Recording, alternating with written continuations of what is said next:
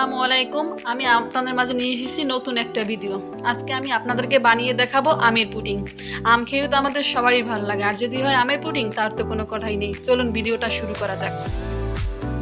প্রথমে আপনারা দুইটি পাকা আম দেখে নেবেন। আপনারা যে কোনো ভ্যারাইটিসের আম নিতে পারেন, তবে পাকা দেখে নেবেন।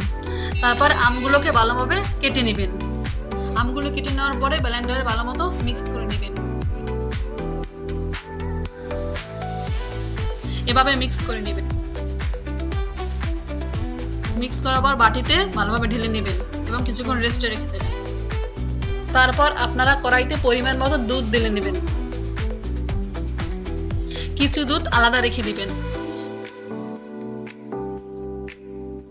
তারপর পরিমাণ মতো চিনি দিয়ে দেবেন।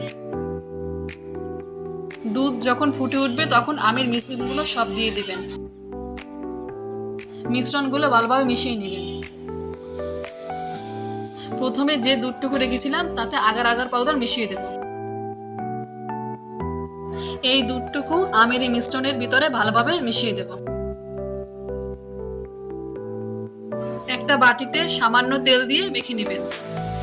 আমের মিশ্রণগুলো যখন ফুটে উঠবে তখন আমের মিশ্রণটুকু বাটিতে ঢেলে নেবেন। আমের মিশ্রণটি 3 ঘন্টা নরমাল ফ্রিজে রেখে দেবেন। ফিরে আসলাম 3 ঘন্টা পরে। দেখুন পুডিংটা কতটা পারফেক্ট হয়েছে। আশা করি আপনাদেরও ভালো লাগবে, আপনারাও বাসায় ট্রাই করবেন।